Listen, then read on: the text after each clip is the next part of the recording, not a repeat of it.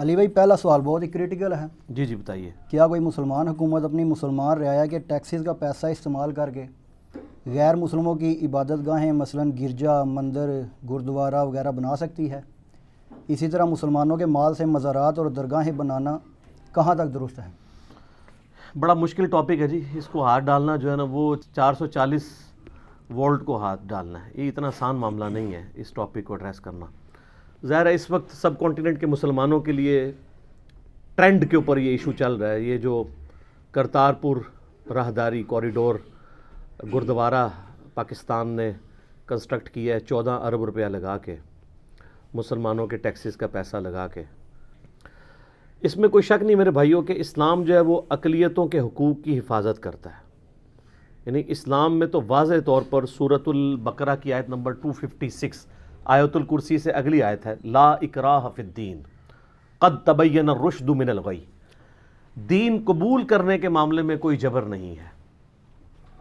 اللہ تعالیٰ نے ہدایت کو گمراہی سے الگ کر دیا. جس کی مرضی ہے ہدایت کا راستہ اختیار کرے، جس کی مرضی ہے گمراہی کا راستہ اختیار کرے. یعنی زبردستی تلوار کے زور پہ آپ کسی کو کلمہ نہیں پڑھوا سکتے. اس کی مرضی قبول کرے، اس کی مرضی نہ قبول کرے. اچھا اس آیت کو مسلمانوں نے بھی مس یوز کیا. انہوں نے کہا جی دین میں کوئی جبر تو ہے ہی نہیں ہے. مراد یہ کہ کوئی خاوند اپنی بیوی کو پردے کا نہ کہے، کوئی بیوی اپنے خاوند کو داڑھی رکھنے کا، نماز پڑھنے کا نہ کہے، کوئی باپ اپنی اولاد کو نماز پڑھنے کے نہ کہے، کیونکہ دین میں کوئی جبر نہیں ہے. یہ مطلب اس کا ہے نہیں تھا. یہ تو کافروں کے اعتبار سے بات ہو رہی تھی. ود ان ریلیجن جب آپ نے کلمہ پڑھا ہے لا الہ الا اللہ محمد رسول اللہ صلی اللہ علیہ وآلہ وسلم، تو آپ پہ پابندیاں لاگو ہو گئی ہیں. یہ تو اسی طریقے سے ہے کہ کوئی شخص کہتا ہے میں پاکستانی فوج میں ملازمت تو کروں گا لیکن وردی نہیں فوج کی پہنوں گا، تو ایک دن بھی وہ ملازمت نہیں وہاں پہ کر سکتا. تو اسلام بھی چند حدود اور قیود کا نام ہے، وہ مسلمان نے اسے پریکٹس کرنا ہے. جیسے مسلم شریف میں حدیث ہے 246 آپ صلی اللہ علیہ وآلہ وسلم نے فرمایا بندے کے کفر اور اسلام، شرک اور ایمان کے درمیان فرق نماز ہے. اب کوئی شخص کہتا ہے مسلمان تو ہوں لیکن اسلام میں کوئی جبر نہیں، نماز پڑھنا کوئی ضروری نہیں ہے، تو ایسے تو نہیں ہوگا. تو یہ ہے تھی کافروں کے اعتبار سے کہ انہیں گن پوائنٹ کے اوپر تلوار کے زور پہ آپ کلمہ نہیں پڑھوا سکتے. اللہ نے حق اور باطل کا راستہ الگ کر دیا ہے. جس کی مرضی حق کا راستہ اختیار کرے، جو باطل کا راستہ اختیار کرنا چاہتا ہے خود ہی جہنم میں جانا چاہتا ہے، ضرور جائے. اللہ تعالیٰ کو اس حوالے سے کسی کی پرواہ نہیں ہے. لیکن یہ یاد رکھیے گا ایسی غیر مسلم رعایا جو کسی مسلمان ملک میں رہتی ہو، اسلامی ملک تو ہم اس وقت دنیا میں کسی ملک کو نہیں کہہ سکتے، مسلمان ملک پاکستان یا سعودیہ یا ایران یا اور مسلمان جو ممالک ہیں، اگر مسلم ملک میں کوئی غیر مسلم رعایا رہتی ہو تو ان کی جان، مال، عزت، آبرو کی ذمہ داری حکومت وقت کے اوپر آتی ہے. اور ایسے جو مسلمان ہیں ان کو غیر مسلموں کو ذمی کہا جاتا ہے. یعنی یہ ذمہ کرم پہ ہوتے ہیں حکمرانوں کے، اور ظاہر ہے اس کے لیے وہ جزیہ بھی دیں گے جس کی آج کل ماڈرن فارم ٹیکسز ہیں. تو اس کے اگینسٹ حکومت وقت کی ذمہ داری ہے ان کو سیکیورٹی پرووائڈ کرنا، ہر اعتبار سے انہیں فیسیلیٹیٹ کرنا. تو یہ تو ایک بیسک رائٹ ہے جو ان کا ہے، وہ ان سے کوئی نہیں چھین سکتا. حتیٰ کہ صحیح بخاری میں حدیث ہے، اللہ کے محبوب صلی اللہ علیہ وآلہ وسلم نے فرمایا جس شخص نے کسی ذمی کافر کو ناحق قتل کر دیا، ناحق سے مراد ہے کہ اس نے قانون ہاتھ میں لیا. یہ نہیں ہے کہ حق قتل ہے تو وہ آپ خود کر سکتے ہیں، ہوگا جوڈیشری کے تھرو ہی، لیکن ناحق کوئی کسی کافر کو، ذمی کافر کو قتل کر دیتا ہے. تو بخاری کے الفاظ ہیں، انٹرنیشنل نمبر کے مطابق 3166 نمبر حدیث ہے، یہ بڑی مشہور حدیث ہے. ایسا شخص قیامت والے دن جنت کی خوشبو بھی نہیں پائے گا، حالانکہ جنت کی خوشبو 40 سال کی مسافت سے آ رہی ہوگی. لیکن ایسا شخص جس نے کسی ذمی کو قتل کیا، چاہے وہ کافر ہی تھا، وہ جنت میں تو داخلہ دور کی بات، اسے خوشبو بھی نہیں آئے گی. اس سے اندازہ لگائیں کہ غیر مسلم رعایا کے کیا حقوق ہیں مسلمان ملک کے اندر. یہ اپنی جگہ موجود ہیں اور یہ حقوق ان سے کوئی چھین نہیں سکتا.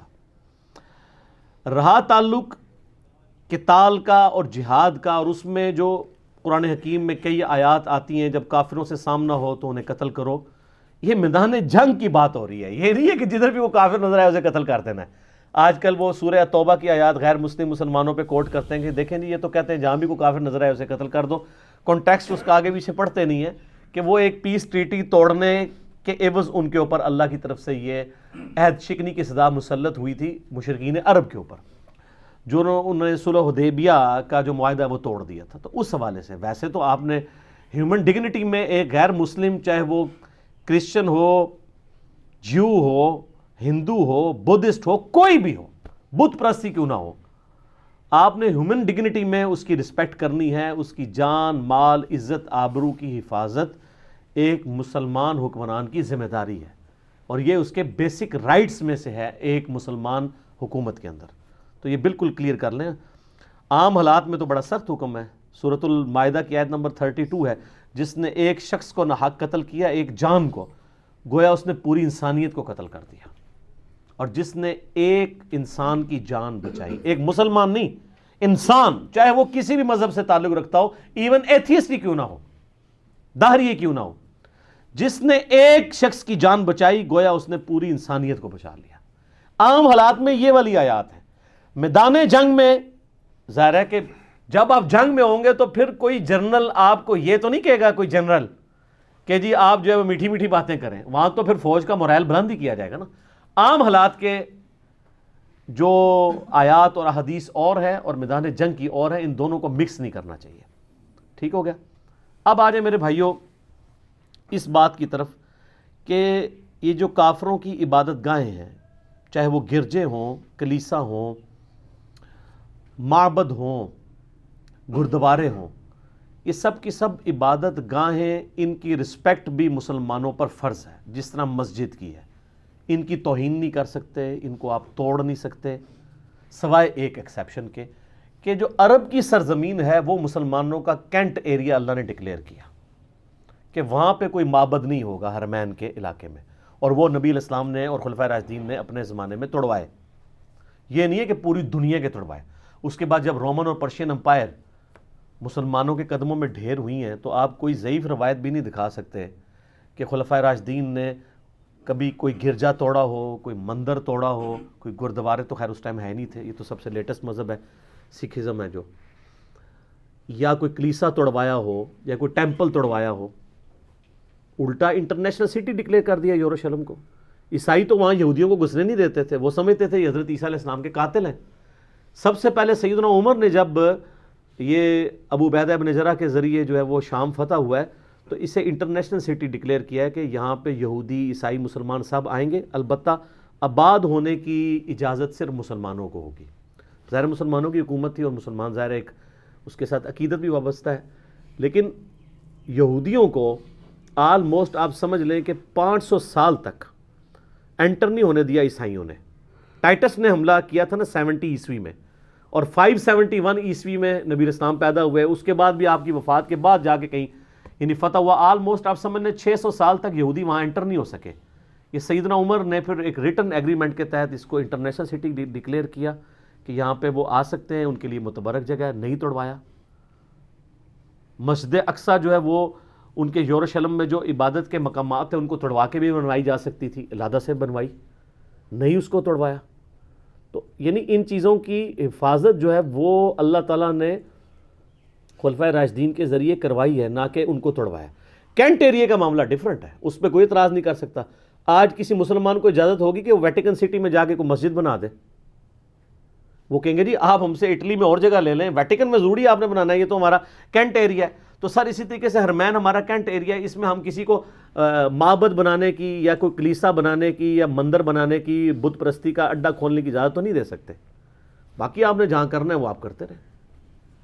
حتیٰ کہ سورہ الحج کی آیت نمبر 40 میں اللہ تعالیٰ نے فرمایا کہ اگر اللہ تعالیٰ بعض لوگوں کو بعض سے نہ ٹکراتا جنگوں کے ذریعے تو دنیا میں کوئی بھی گرجا، کوئی معبد خانہ، کوئی ٹیمپل یہ باقی نہ بچتا، نہ کوئی مسجد، جو کہ یہ وہ جگہیں ہیں جو کہ اللہ کے ذکر کے لیے بنائی جاتی ہیں. اللہ تعالیٰ نے ان ساری چیزوں کا ذکر کیا کہ گاڈ تو سب کا پیچھے ایک ہی ہے نا، کلیسا کے لیے بھی، ٹیمپلز کے لیے بھی، اور اللہ تعالیٰ نے یعنی جو غیر مسلموں کے عبادت خانے تھے انکلوڈ کیا مساجد کو بھی بیچ میں کہ یہ اللہ کی عبادت کے لیے بنائے گئے تھے. بیچ میں اب جو کچھ شرک ہو رہا ہے وہ تو کرنے والوں کی غلطی ہے نا. نماز میں تو سارے ایاک نعبد و ایاک نستعین نہیں پڑھ رہے ہیں نا مسلمان بھی. باہر نکل کے بے شک بابوں کو پکاریں یا کسی قبر پہ چلے جائیں, نماز میں تو سارے عبادت تو اللہ ہی کی کر رہے ہوتے ہیں. اس طرح غیر مسلم بھی آپ ہندوؤں سے پوچھنے وہ کہیں گے اوپر بھگوان تو ایک ہی ہے. آپ کرسچنس کے پاس چلے جائیں وہ بھی یہی کہیں گے گاڈ ہے. جوز بھی, آج کے جوز تو ویسے ہی مشرک نہیں ہیں, موحد ہیں.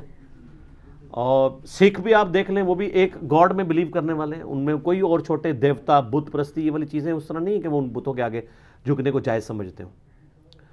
تو جو ہندو جھک بھی رہے ہیں وہ بھی ایک خدا میں بلیو کرنے والے ہیں. تو اللہ تعالیٰ نے سورہ الحج کی آیت نمبر 40 میں فرمایا کہ جہاد اور قتال کی یہ برکت ہے کہ اللہ تعالیٰ بعض کو بعض سے ٹکرواتا ہے تاکہ جو اللہ کی عبادت کے لیے جو جگہیں معبد خانے بنائے گئے ہیں, عبادت کی جگہ بنائی گئی ہیں, ان کی سیفٹی اس میں ہے کہ ان کے ذریعے قتال کے ذریعے اللہ تعالیٰ ان کی حفاظت کرواتا ہے. اور مسلمان اس کی نمائندہ مثال ہیں.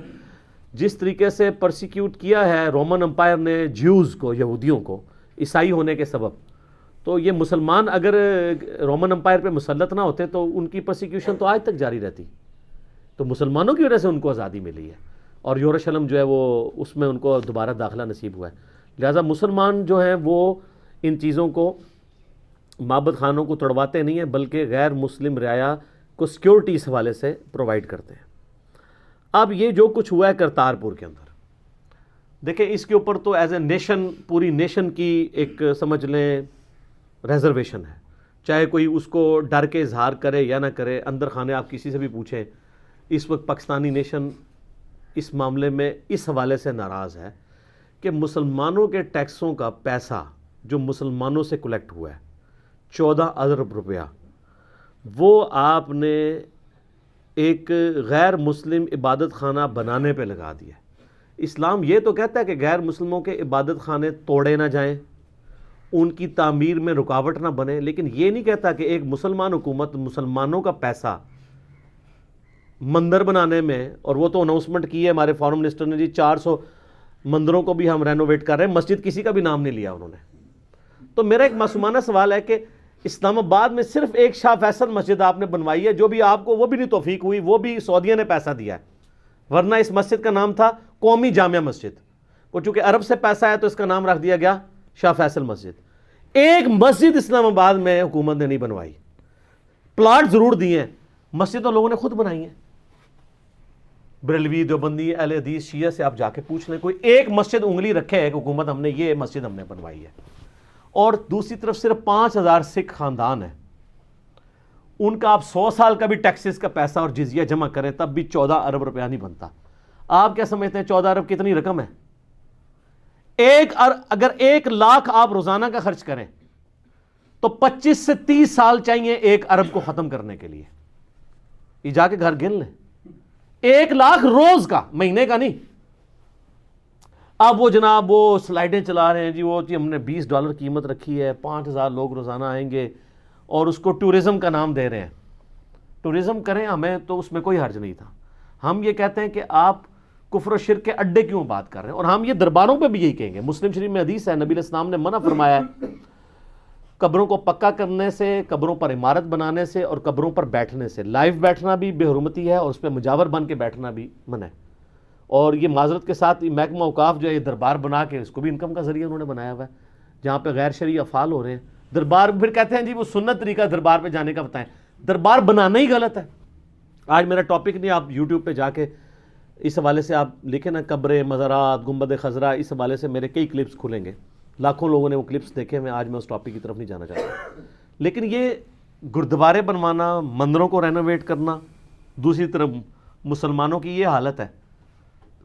اب میرا ایک معصومانہ سوال ہے کہ اس وقت جو کشمیر میں 9 لاکھ فوج لگائی ہوئی ہے ظالم انڈین آرمی نے, اس میں سے 2 لاکھ سکھ ہیں.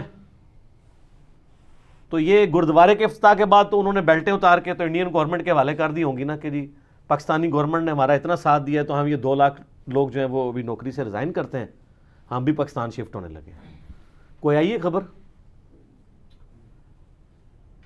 الٹا وہ پوسٹیں بنائی ہوئی ہیں جی, روز کے $20 بنے, مہینے کے اتنے, سال کے اتنے, 5000 بندہ آئے گا, اور ادو آئے گا ویکھا جائے گا 5000 روز دا. 5000 روز ہے, یہ تھوڑی ایویں پرسیپشن ہی غلط ہے.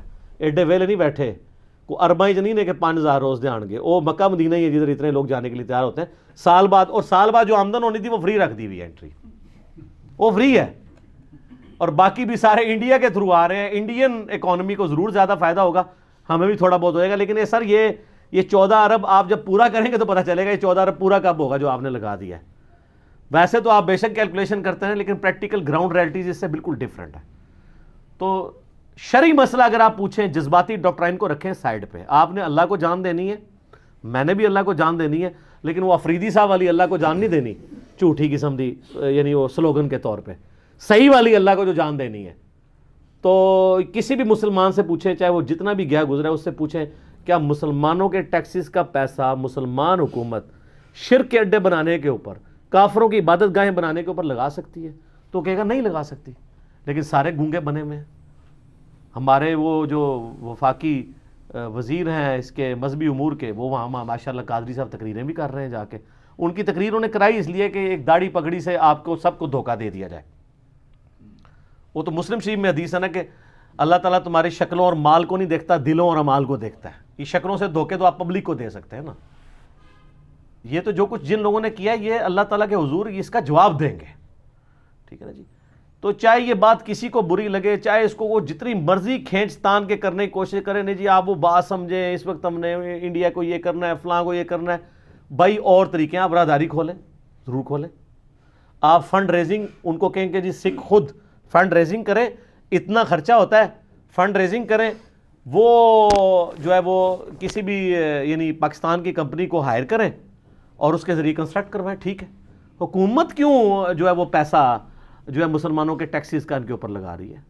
ہم کب کہہ رہے ہیں کہ آپ وہ بننے نہ دیں, بنائیں, اس سے بڑا بنائیں, جتنا مرضی کریں, لیکن مسلمانوں کے ٹیکسز کا پیسہ اس کام کے لیے ان کی اجازت کے بغیر, اس سے پہلے تو ریفرینڈم کروانا چاہیے تھا, مسلمانوں سے پوچھنا چاہیے تھا. تو میں دیکھتا ہوں کہ کتنے لوگ ہیں جو ان کے حق میں فیصلہ دیتے. ویسے ڈر کے نہ کوئی بولے جی اس وقت وہ تیل دیکھو, تیل کی دھار دیکھو, اور فوراً وہ جس طرف کوئی تگڑی پارٹی ہوتی ہے اس طرف لوگ لگ جاتے ہیں. تو اگر آپ نے اللہ کو جان دینی ہے واقعی, اور آپ اللہ سے ڈرتے ہیں, تو کم از کم آپ یہ کہہ دیں کہ ہم بزدل ہیں. شرعی مسئلہ یہی تھا, لیکن ہم بزدل ہیں, ہم بول نہیں سکتے, ہماری مجبوری تھی. ٹھیک ہے, لیکن کم از کم ایک غریب تو بدتمیز اتنے تو نہیں کریں. ایک آپ نے کام غلط کیا ہوا ہے, اوپر سے اس کو جسٹیفائی کریں گے, تو سر پھر اللہ تعالیٰ کے حضور آپ مجرم شمار ہوں گے. تو میں نے تو کلمہ حق بلند کر دیے اس حوالے سے, اور ہمیں پوری دنیا سے سوالات ریسیو ہو رہے تھے. ہم نے پبلک ڈائنامکس کو نہیں دیکھنا کہ اس وقت کون کس بات سے خوش ہوتا ہے اور کون کس بات سے ناراض ہوتا ہے. اللہ از دا ٹاپ پرائورٹی. ان صلاتی و نسکی و محیایا و مماتی للہ رب العالمین. اللہ کو ماننا بہت آسان ہے, اللہ کی ماننا مشکل ہے. یہ بڑا مشکل کام ہے. تو یہ اللہ کی ماننا ہے کہ آپ ان چیزوں کو کنڈیم کریں. پھر یہ جناب آج کل ایک بڑی وہ کہانی ہے جی, وہ دیکھیں جی, everything is fair in love and war. محبت اور جنگ میں ہر چیز جائز ہے. یہ کہانی ایک بڑی ڈاکٹرائن کے طور پہ پیش کی جاتی ہے. یہ کوئی آیت ہے قرآن کی, کوئی حدیث ہے, کوئی کسی صحابی کا یا اہل بیت میں سے کسی کا قول ہے؟ یہ تو بالکل اینٹی اسلامک چیز ہے. اسلام میں تو محبت اور جنگ کی بنیاد کے اوپر ہر چیز حلال نہیں ہے. محبت اور جنگ کے بھی اصول ہیں. یہ آپ کے محاورے ہیں. اسلام جو ہے وہ آپ کو شتر بے مہار نہیں چھوڑتا. ہاں یہ ضرور ہے بخاری و مسلم میں کہ جنگ دھوکے کا نام ہے. دھوکہ آپ دے سکتے ہیں, کبھی جھوٹ بولنا پڑ جائے وہ بول سکتے ہیں, لیکن یہ نہیں ہے کہ آپ نے سب کچھ کر لینا ہے. سر قرآن اٹھا کے دیکھیں, بخاری مسلم اٹھا کے دیکھیں, آپ جنگ کے دوران نہتے جو عورتیں اور بچے اور وہ مرد بھی جو جنگ میں شریک نہیں ہوئے ان کو نقصان نہیں پہنچا سکتے. آپ کھیتیاں نہیں اکھاڑ سکتے, آپ درخت نہیں توڑ سکتے.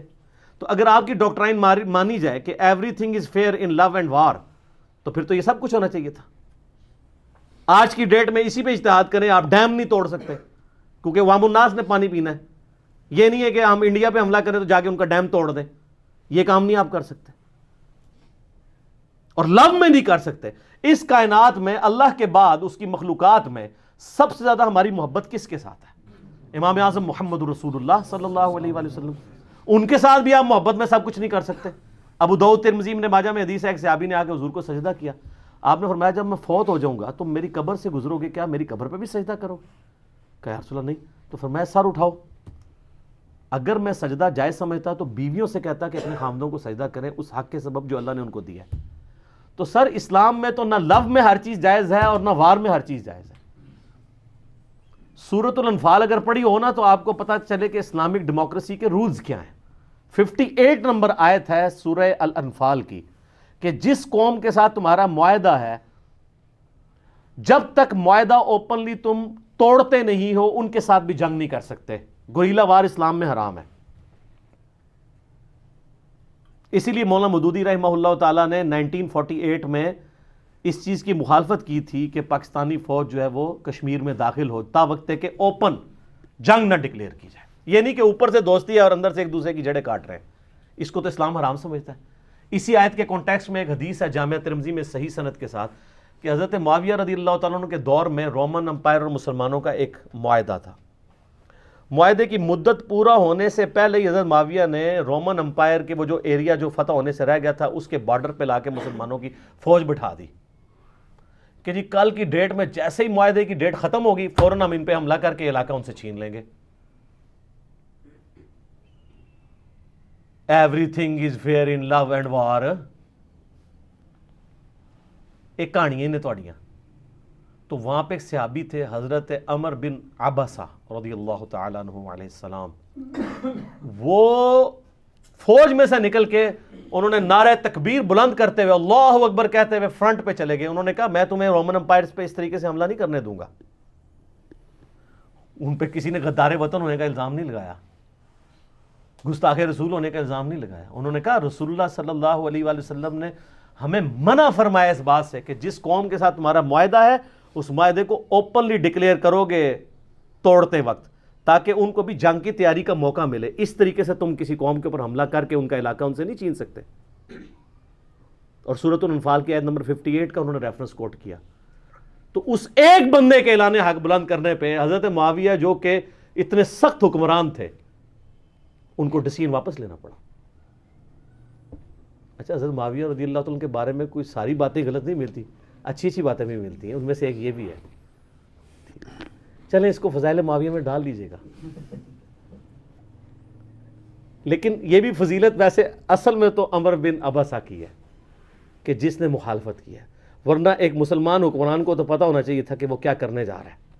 اس نے قرآن نہیں پڑھا ہوا تھا.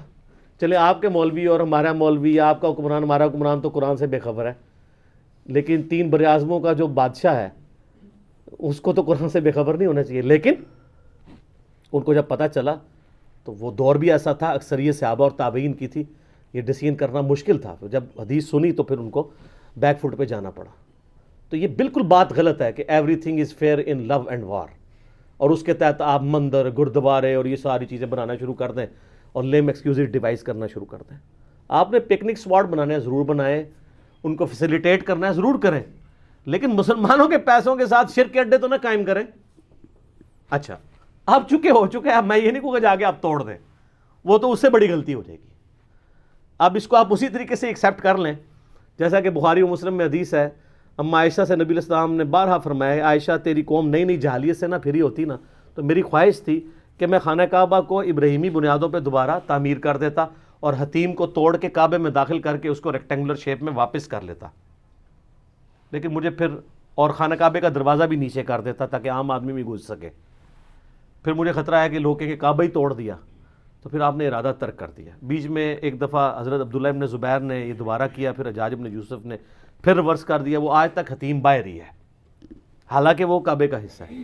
لیکن نبی علیہ السلام نے فتنے سے بچنے کے لیے, تو قرآن میں بھی ہے کہ فتنہ جو ہے وہ قتل سے بھی بڑھ کر ہے, کیونکہ اس سے پھر ایک پورا سے. تو اب یہ نہ ہو کہ مجاہدین جو ہے وہ وہاں پہ پہنچ جائیں اس کو کرتارپور بارڈر کے اوپر اس کو توڑنے کے لیے, یہ وہ تو اس سے بڑا ظلم ہوگا. 14 ارب پہلے لگ گیا ہے, وہ 14 ارب بھی روڑنا ہے. اون جو کچھ ہو گیا. آندہ کے لیے یہ ہمارا کام تھا کہ ہم چیزوں کو ہائی لائٹ کریں کہ اب یہ جو باقی لوگ آپ نے کام کرنے ہیں نا, تو ذرا مسجدوں کی بھی خیر خبر لیں, مسجدوں کے اوپر بھی کوئی پیسہ لگائیں. مسلمانوں کی جو عبادت گاہیں ہیں, مزارات پہ بے شک نہ لگائیں آپ, وہ تو غیر شرعی فعل ہے. لیکن جو مساجد ہے ان کے اوپر تو پیسہ لگائے گورنمنٹ. پرانی جو مساجد ہیں ان کی رینوویشن کرے, بجائے آپ باقی لوگوں کو. یہاں پہ شاہ فیصل مسجد بھی ہے, پچھلے دنوں قالین کتنے سالوں کے بعد 15-20 سال کے بعد وہ چینج ہوا ہے, خیر چینج ہوئے بھی اب 3-4 سال ہو گئے, وہ بھی کسی غیر مسلم ملک نے گفٹ کیا ہے قالین. پاکستانی حکومت نے بجٹ میں سے اس میں پیسہ نہیں لگایا, وہ بھی غیر مسلم ملک نے کیا گفٹ, تو انہوں نے پھر وہ پرانا قالین اٹھا کے نیا قالین اس کے اوپر ڈال دیا. تو ان معاملات کو اس طریقے سے دیکھنے کی کوشش کرنی چاہیے. اور دوسرا یہ جو آپ لوگوں نے کرتارپور بارڈر کے اوپر پاسپورٹ کی شرط ختم کر دی ہے, یہ کتنا خطرناک کھیل کھیلا جا رہا ہے. یعنی کوئی بھی بندہ اس طرف انٹر ہو جائے, آپ لاکھ اس کے ایکسکیوزز دیں. یار مسلمانوں کا جو انٹرنیشنل سٹی ہے مکہ اور مدینہ, وہاں تو ہم پاسپورٹ کے ساتھ جاتے ہیں. آپ کون سا انٹرنیشنل سٹی بنانا چاہتے ہیں ایسا کہ جس میں پاسپورٹ کی شرط بھی آپ ختم کر رہے ہیں؟ کل کو کوئی بھی گھس ہے. اور اس کی جو مذمت جو ہے وہ اکثر پارلیمنٹیرینز نے کی ہے, اور امید ہے یہ والا ڈیسیژن ریورس ہو جائے گا. یہ پاسپورٹ سے تو آپ جان نہیں چھڑا سکتے. اور اس میں ایک کرٹیکل, موسٹ کرٹیکل بات وہ ہے جو اس وقت پوری پاکستانی قوم اور خصوصاً جو مذہبی طبقہ ہے وہ سخت پریشان ہے کہ یہ کرتارپور بارڈر کے ذریعے آپ کہیں قادیانیوں کو تو فیسیلیٹیٹ نہیں کرنے جا رہے. جو شورش کاشمیری نے 70s میں کتاب لکھی تھی ختم نبوت کے دفاع کے اوپر, اس میں انہوں نے اس وقت ہائی لائٹ کیا تھا کہ قادیانیوں کو اور سکھوں کو ملا کے ایک ریاست قائم کی جائے گی. اور اس طریقے سے یہ وہ جو ایریا کہہ رہے تھے وہ تو آج کل لگتا ہے بالکل منوان اسی طرف معاملات جا رہے ہیں. تو لیکن میں یہ بدگمانی نہیں کرتا, ان کی اسیسمنٹ تھی, صحیح بھی ہو سکتی, غلط بھی. لیکن حکومت وقت کا کام ہے کہ یہ جو اس وقت پاکستانی نیشن اس کرب سے گزر رہی ہے, تو ایک پریس ریلیز جاری کر دیں کہ جو شورش کاشمیری رحمہ اللہ تعالی حسینی منہج کے تھے, اور ان کے بیٹے ہیں ماشاءاللہ, انہوں نے ہماری اکیڈمی میں بھی 1-2 دفعہ رابطہ کیا ہے, وہ ویڈیوز ریگولرلی دیکھتے ہیں. وہ پی ٹی وی سے ڈائریکٹر ریٹائر ہیں, کہتے ہیں مجھے, میں آپ سے بڑی محبت کرتا ہوں. میں نے کہا اس لیے کہ آپ اس باپ کے جینز ہیں آپ کے اندر کہ جو اپنے وقت کا ایک دلیر آدمی تھا, تو یہ آپ کو ورثے میں ملی یہ چیز. تو انہوں نے جو خدشات کا اظہار اس وقت کیا تھا, تو پریس ریلیز جاری کریں. ہمارے جو وزیر داخلہ ہیں, خود ہمارے پرائم منسٹر صاحب ہی ہیں اس وقت, وہ خود آ کے قوم کو بریف کریں کہ نہیں نہ یہ قادیانیوں کو فیسیلیٹیٹ کر رہے ہیں ہم, اور نہ ہم کوئی علیحدہ سے کوئی ایک ریاست سکھوں کے لیے خالصتان کے حوالے سے جس میں پاکستان کا بھی کچھ حصہ شامل کر کے, ہمارا کوئی ایسا ارادہ نہیں ہے. ایک آفیشیل سٹیٹمنٹ جاری کر دیں. اور ڈی جی آئی اس پیار سے بھی ریکویسٹ ہے کہ سر آپ بھی ایک ٹویٹ کھڑکا دیں تاکہ مذہبی طبقہ جو پہلے ہی آپ لوگوں کے بہت زیادہ خلاف ہوا ہے وہ تھوڑا ڈیلیوٹ ہو. اگر آپ یہ نہیں کریں گے تو وہ آلریڈی سینٹیمنٹس جو ہے ان کو ہوا ملے گی, کیونکہ وہ کہتے ہیں دیکھیں گے تردید تو کوئی نہیں کر رہے, اتنا زیادہ پراپوگنڈا ہو رہا ہے. باقی معاملات میں تو جگہ جگہ آپ کو فوراً بیانیے, ٹویٹیں اور چیزیں نظر آنا شروع ہو جاتی ہیں. جہاں اتنا بڑا ایک مسئلہ بنا ہوا ہے ہر طرف سے خاموشی نظر آ رہی ہے. کیوں؟ تو پھر لوگوں کا شک تو یقین میں بدل رہا ہے. تو کلیئر کریں اس کو کہ ہم یہ کام نہیں کرنا چاہ رہے, ہم پیورلی صرف سکھوں کو اکاموڈیٹ کرنا چاہ رہے تھے. اور یہ باقی میں نے پرائم منسٹر کی تقریر بڑی اچھی تھی جو انہوں نے اس افتتاحیے کے اوپر کی ہے, لیکن افسوس اس میں ایک کمزوری تھی, بابری مسجد کا انہوں نے ذکر تک نہیں کیا. اب کوئی کہ جی وہ ڈیسیژن ان تک پہنچا نہیں تھا, اسی دن آیا تھا, تھوڑی دیر بعد پتہ چلا, چلے ٹھیک ہے. تو اس سے اگلے دن سر وہ جو 10 تاریخ کو سیرت النبی کانفرنس ہوئی ہے اس میں ذکر آ جاتا بابری مسجد کا.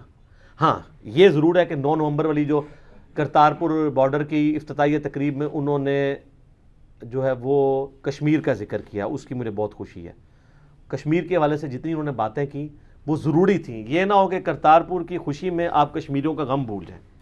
اور بڑی صحیح موقع تھا وہ چوٹ لگانے کا کہ ہم تو یہ گڈ جیسچر دنیا کے سامنے دے رہے ہیں کرتارپور بارڈر کا, اور دوسری طرف انڈیا نے 80 لاکھ انسانوں کو قید کیا ہوا ہے. اور اتنی دردناک سٹوریاں ہیں, وہ ہمارے میڈیا کے لوگ تو نہیں بتا رہے, آپ فورن میڈیاز کو دیکھیں تو وہ بتا رہے ہیں کتنے لوگوں کی موتیں ہو رہی ہیں وہاں پہ بیماری کی وجہ سے, ہاسپٹل نہ پہنچنے کی وجہ سے, کسی کو سانپ کاٹ گیا, کسی کے ساتھ کوئی مسئلہ ہو گیا. تو وہ وہاں پہ ڈاکٹر بھی پروٹیسٹ کے اوپر ہیں کہ یار یہ لوگ مر رہے ہیں اور یہ لوگ اس طرح کر رہے ہیں. تو اس ایشو کو اجاگر کرنے کی ضرورت تھی اور وہ پرائم منسٹر نے کیا ہے, اور اس کو بالکل ڈھیلا نہ چھوڑیں, اس کو بار بار ہائی لائٹ کرنے کی ضرورت ہے, بار بار ضرورت ہے. صرف 1-2 دفعہ بات کرنے کی ضرورت نہیں ہے اور نعرے لگوا کے صرف معاملات نہیں حل ہونے. بدماش جو ہے نا جی, اس کو اگر آپ نے رائے راست پہ لانا ہوتا ہے تو وہ قراردادی مذمتی قراردادوں سے اور اخلاقی باتوں سے نہیں صرف وہ مانتے, اس کے لیے اس سے بڑھ کے کچھ اور کرنا پڑتا ہے. ویسے آپ لاکھ نعرے لگواتے رہے قدم بڑھاؤ ہم تمہارے ساتھ ہیں، وہ جن کو ہم نعرے لگا کے کہہ رہے ہوتے وہ قدم ہی نہیں بڑھا رہے ہوتے. تو جب ایسا نعرہ لگ رہا ہونا تو جنہوں نے قدم نہیں بڑھانے وہ نعرہ نہ لگنے دیا کریں. ان کو کہ یار ہم نے قدم نہیں بڑھانے، ہم نے صرف مذمتی قراردادیں پیش کرنی ہے. آپ یہ کہا کریں مذمتی قراردادیں پیش کرو ہم تمہارے ساتھ ہیں. قدم تو بڑھائی کو نہیں نہ رہے، قدم بڑھائیں تو پھر وہ نعرہ جسٹیفائی ہوتا ہے نا. تو الحق مر، عربی میں محاورہ ہے سچ کڑوا ہوتا ہے، انگلش میں بھی ہے ٹروتھ از آلویز بیٹر. لیکن سچائی کی کڑواہٹ جو ہے جیسے دوائی کی کڑواہٹ ہی بیماری دور کرتی ہے نا، سچائی کی کڑواہٹ ہی جو اخلاقی اور قومی لیول کی اور معاشرتی لیول کی سوشل بیماریاں ان کو دور اعلان حقی کرتا ہے.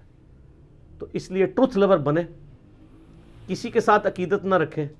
عقیدت رکھنی ہے تو محمد رسول اللہ کے ساتھ صلی اللہ علیہ وآلہ وسلم. عبادت کرنی ہے تو اللہ کی کرنی ہے. باقی جس کو آپ نے دیکھنا ہے اللہ اور اس کے محبوب صلی اللہ علیہ وآلہ وسلم کے کانٹیکس میں دیکھنا چاہیے. باقی جو یو این او میں پرائم منسٹر نے تقریر کی، میں نے اس کو اس وقت بھی اپریشیٹ کیا. 6 لاکھ سے زیادہ لوگ وہ انالیسس دیکھ چکے ہیں. اس میں جو میری ریزرویشن تھی وہ بعد میں کئی لوگوں نے اس کو ریزرویشن کے طور پہ بیان کیا ہے، وہ بالکل ٹھیک تھی، وہ میں نے بیان کر دی. اب بھی ہم یہ ریزرویشن سامنے رکھ رہے ہیں کہ جو شورش کاشمیری رحمہ اللہ تعالیٰ نے چیزیں قادیانیوں کے حوالے سے اور سکھوں کی خالصتان سٹیٹ کے حوالے سے جو چیزیں وسوسے، ان کو آپ ان کو چلیں وسوسے ہی کہہ لیں، آئے تھے، ان کو سیٹل کریں اور کلیئر کریں کہ یہ ایک صرف جسٹ ایک سمجھ لیں متھ ہی ہے، حقیقت اس میں کوئی نہیں ہے.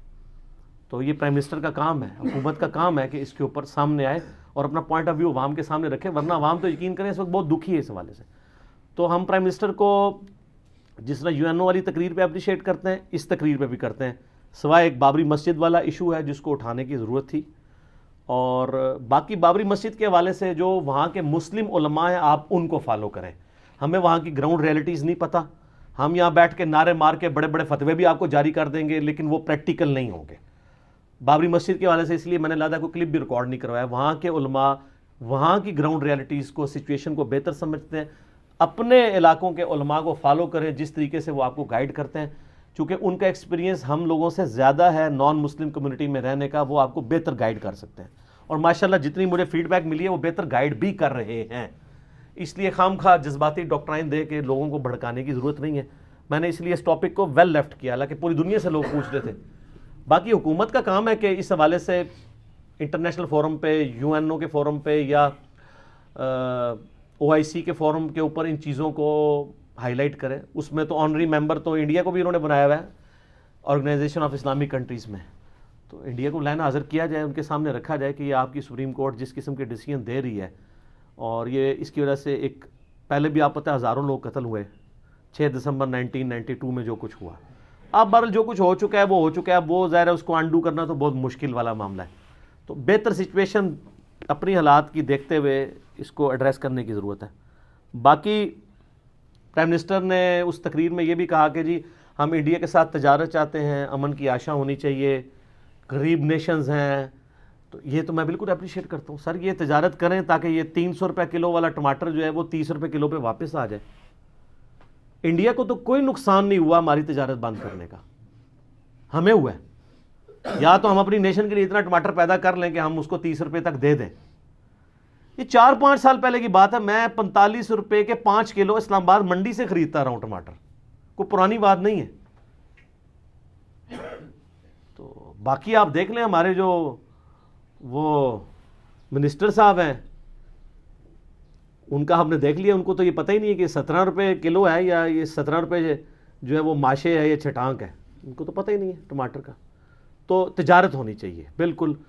میں پہلے دن سے اس حق میں ہوں کہ پاکستان اور انڈیا کے درمیان امن ہونا چاہیے.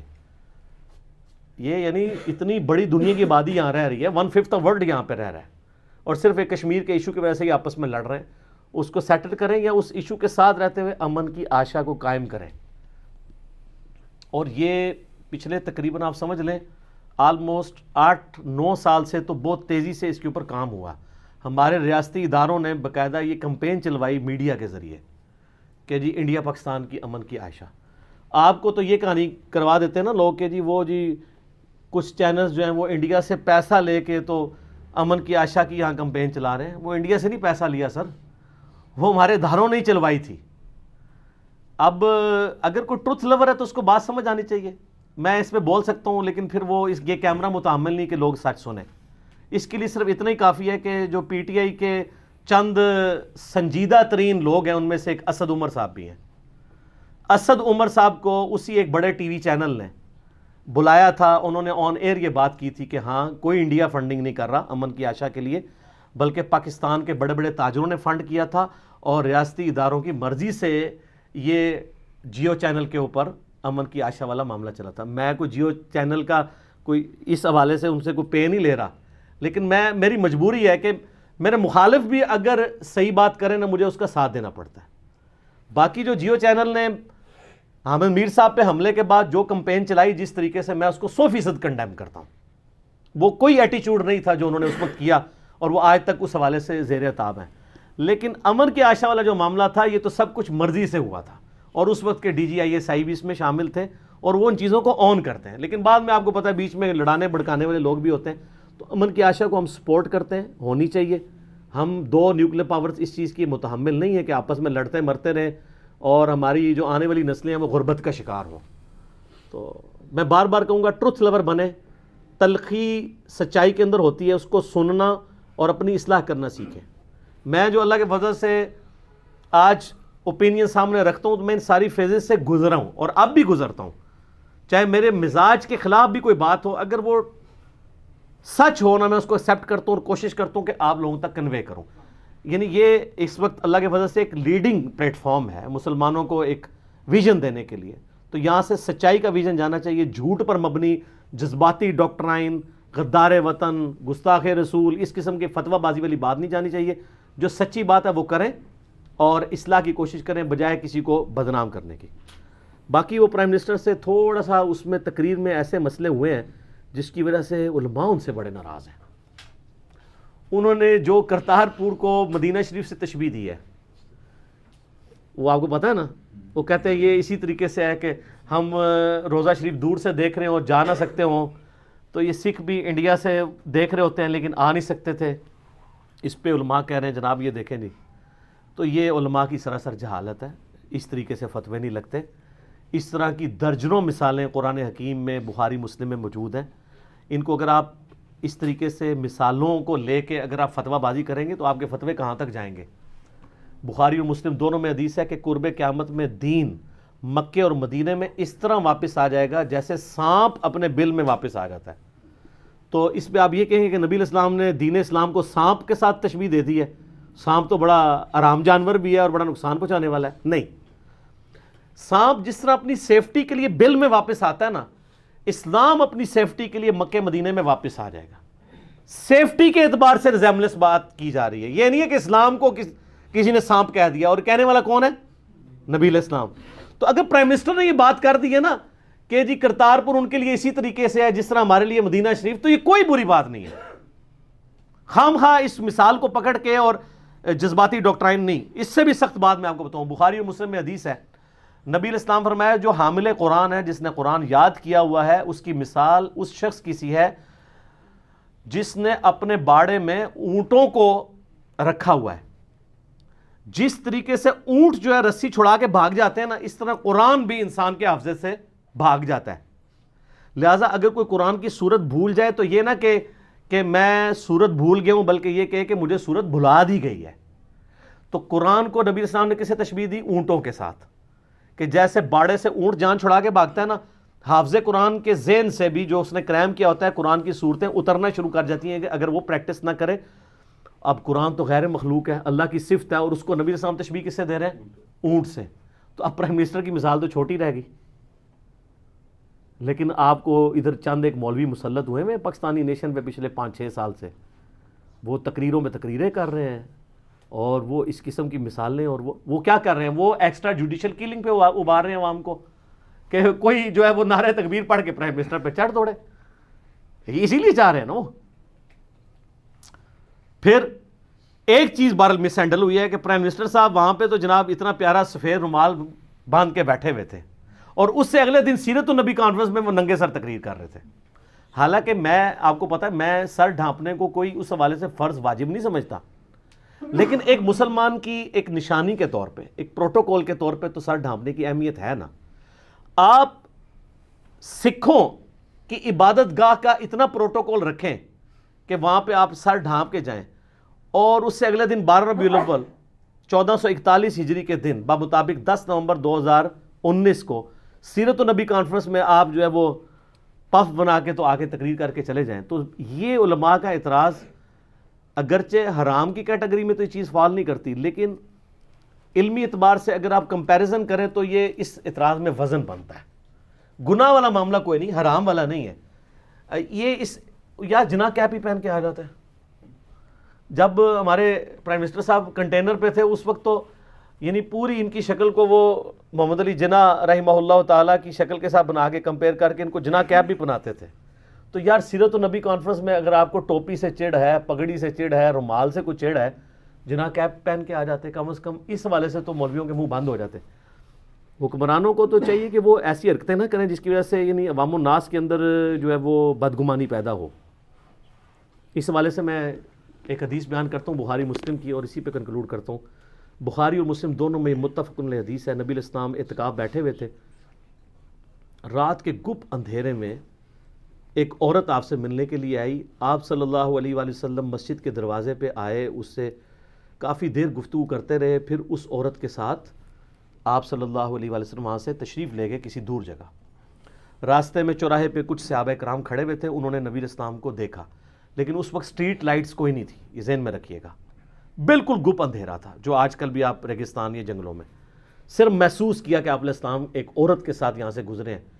تھوڑی دیر بعد آپ واپس آئے، آپ اسی چوراہے پہ واپس آئے، اور آپ نے صحابہ کرام سے کہا کہ یہ جو عورت آئی تھی نا میرے پاس، یہ میری بیوی صفیہ تھی، مجھے ملنے کے لیے آئی تھی، اور میں اسے گھر تک چھوڑنے کے لیے گیا تھا. اعتکاف میں اگر آپ کی بیوی آپ کو ملنے کے لیے آئے، آپ اسے گھر تک چھوڑنے کے لیے آ سکتے ہیں. تو صحابہ نے کہا یا رسول اللہ، ہم آپ کے بارے میں کیسے بدگمانی کر سکتے ہیں کہ آپ کسی نامحرم عورت کے ساتھ رات کے اندھیرے میں اس طرح گئے ہوں گے. تو آپ نے فرمایا کہ بے شک شیطان انسان کے جسم میں خون کی طرح دوڑتا ہے، تو انسان کو وسوسہ تو آ سکتا ہے، اور کوئی شخص وقت کے پیغمبر کے خلاف اپنے دل میں بدگمانی لے آئے تو اس کا تو ایمان بھی گیا. لیکن اس پوری آپ دیکھیں پورے سینیریو کے اندر نبی علیہ السلام کا ایٹیچیوڈ کیا ہے. آپ نے اپنے اصحاب کو خود بدگمانی سے بچایا ہے، خود کلیریفیکیشن دے کے. حکمران وقت کا کام ہے کہ اگر اس کے اوپر انگلیاں نہ بھی اٹھیں وہ خود کلیریفیکیشن دے، اور کوئی ایسی حرکت نہ کرے کہ جس کی کلیریفیکیشن اسے بعد میں دینی پڑے، اور اگر دینی پڑے تو دے. جیسے نبی صلی اللہ علیہ وآلہ وسلم نے اپنی کلیریفیکیشن دی، تو کیا نبی علیہ السلام سے اوپر ہے کسی کا درجہ؟ یہ زیادہ پارسا ہے کہ یہ کسی کو جسٹیفیکیشن دینے کے لیے تیار نہیں ہے.